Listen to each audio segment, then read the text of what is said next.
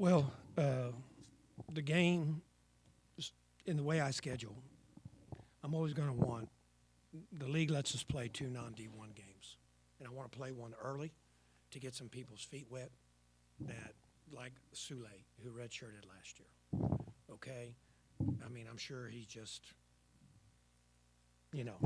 excited as can be to be out there, and so we hopefully it set him down, and he did at the end. He settled down. He looked like a deer in headlights for a while, but want to get these guys, everybody on the team some playing time and some action before we play 4 games on the road, 2 of them on neutral floor and 2 at our opponents for the next 4 contests. And so this game was scheduled so we can get everybody's feet wet, so to speak, and before we go on those 4 in a row. And like I told the guys, I think we're a good enough team that we should beat this team badly, and everyone should play. But we're not going to get into hully-gully. We're going to try to do it.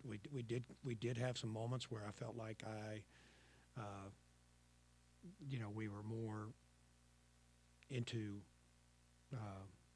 ourselves than what we were asking them to run. But a lot of these people are young, and that's part of growing up.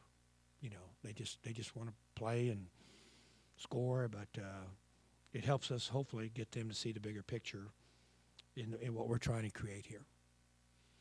And was the effort as quite as good as Air Force? I don't think so. These kids know what teams are pretty good and which teams are not. Hopefully we'll be ready for Drake. I've played in Drake's arena for a tournament back in the year my team, one of my teams at SFA won the league and went to the NCAA, and they have a raucous crowd. There was the night we beat Drake. There was 8,000 and people there, and we had 5. They had 7,900. I know because we had 5 tickets. That's all we had coming from Texas to watch us play. And yet our guys pulled it out. So hopefully this game going up there is going to be good for us. It's going to be a tough trip. The bus leaves at 5:30 a.m. Friday, and you got to fly somewhere, get off the plane, catch another plane, fly into Des Moines. Probably have about an hour and a half to 2 to get on the practice floor, get something to eat, go to bed, get up the next day, play at 2 o'clock. And, all these guys want to play the NBA. I said, well, we'll get you used to that with the travel we're doing. So it's going to be a tough trip in terms of travel, for sure. And it's going to be cold. It's cold here, but it'll really be cold there. Anyway, I'm glad everybody got to play. I was going to try to get everybody double-digit minutes, and I missed by 1 minute for Akeem Dashner. But otherwise, everybody got the minutes, and hopefully they got some of the jitters out. Any questions? Eric Terry had 17. Obviously, wanted to feed him early. What can you say about his performance tonight and his growth during the offseason to this point? Well, first of all, he's one of the finest young men I've ever been around. If he's got a fault, he's too much of a gentle Ben. He needs to be a little bit meaner, but that's not the way he was raised. That's not how, and that's not his personality. But talk about somebody if he's here while we're on vacation, Eric, here's the keys. Pick up the mail, pick up the paper, and whatever's in the refrigerator is yours. That's the kind of guy he is. You trust him like that. Just a wonderful person. So after the last game, I saw him and his dad were walking, and we ran into each other back here, and I just, we were talking, and I just told him, I said, it's your turn. It's your turn. Now, are you going to take advantage of it or not? But it is your turn. You put in 3 years, he's lost 25, 30 pounds from when he got here. So he's easy to pull for, real easy. So I thought he did a great job tonight. 17 points, 7 rebounds in 18 minutes is quite a performance. Good night from the free throw line, 28 of 32. That's something that you've said was a concern for you last year. Injuries and free throws beat us quite a bit last year.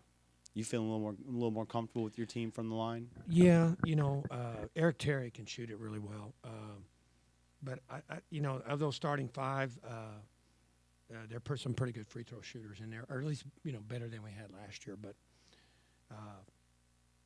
even Gurley can shoot it pretty good, and there's some kids in here. We're a better shooting team. We're still not as good a shooting team as I like, but I hope and I think and I hope we will shoot the ball better from the free throw line, because in studying film during the summer, I picked up 3 games I thought we definitely lost at the free throw line.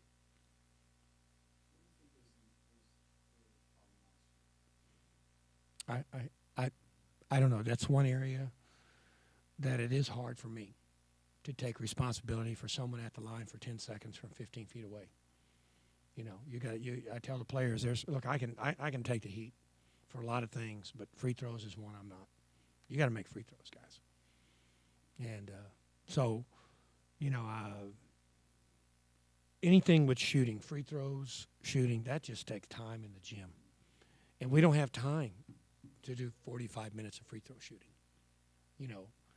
A, you don't want them out there too long, and B, we tell them, this is on you. You got to get out. Now, we may do a short segment here where they have pressure on them, but they may only shoot 4 free throws each during that 3 or 4 minute segment. But it's a pressure situation where we put on them, where if they miss, they and their teammates, have to run, And since most of them, other than Eric, nobody got more than 4, shooting 4 free throws under pressure is probably going to be equal to what they shoot in the game anyway. But as far as getting enough free throws in, they got to do that. Get to practice early or stay after practice and put some free throws up. We're able to out-rebound them by 16 tonight. What can you say about this team's... 26, you mean? 26, yep. Sorry. 26. What can you say about this team's ability to rebound? I'd like to see that. This was not a very big team. I just think they went after pretty good. But in fairness, Tar and Simmons, they're not as big as us. They have 2 big kids, but they didn't play them a lot or as much as I thought they would. I mean, I do think this team last year, one of our strengths was rebounding. It really was. That was a positive for us. And so, it's like Alex. Alex only scored 6 points, but look at those 12 rebounds, no turnovers, 5 assists. That's a nice game. I like that game. And, Eric had 7 and 18. Quentin had 7 and 14. So, I need more. I'm telling Nigel, I need him. He was our leading rebounder last year. Of course, he got the most minutes, but I'm telling him he can't slip on that. We need some more from him too. So this is a group that they seem to like each other a lot. Not that they didn't like each other last year, but I just think so far the camaraderie factor is been a very good one, very good one.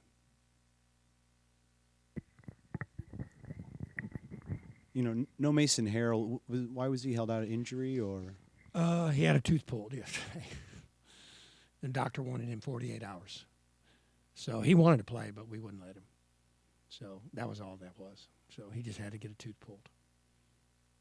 And I don't care who it was. When one of your point guards is out, you're scary. It kind of reminded me of what I went through, except for 15 or 16 games last year. So. You kind of touched on having Alonzo Sule play some minutes tonight. How big was it to get a guy like him? Excuse me, a guy like him in the game? Well, Alonzo has an uncanny knack of getting injured right before something big's happened. He's missed, and we've talked about that. You can't get injured and be missing a week. And he really was doing fine, and then I don't know when, but before Air Force, like 2 or 3 days before Air Force, somebody elbowed him right in the back, like in the hip. And they hit him just at a point where they call it a hip pointer, if anyone's familiar with that injury, hip pointer. And they can be painful. My brother had one in high school that kept him out half the season of his senior year. But some of them, just a couple of days. But like I told him, when you sit out for a week or so, he actually was my number 2 guy, and Chandler was number 3 at that position. And I told him, I said, I'm not saying you're hurting. All I'm telling you is the injuries are negates work for 2 weeks when you're out for a week. When you're out for you'll be working hard. You've clearly established yourself as the number 2 guy, and then you're out for a week. Well, this guy's been working for a week, you know, and you're just coming back. We're going to give him a shot, and then you're going to have to work your way in slowly again. And he's between his ankle, because he's had some ankle problems and other couple of injuries. I think one time recently they thought he had a concussion. You know, his problem is he's 6'7", 210, and he's in a mid-major program. You cannot be 210. You have to gain some weight. You have to eat a lot. You have to lift weights.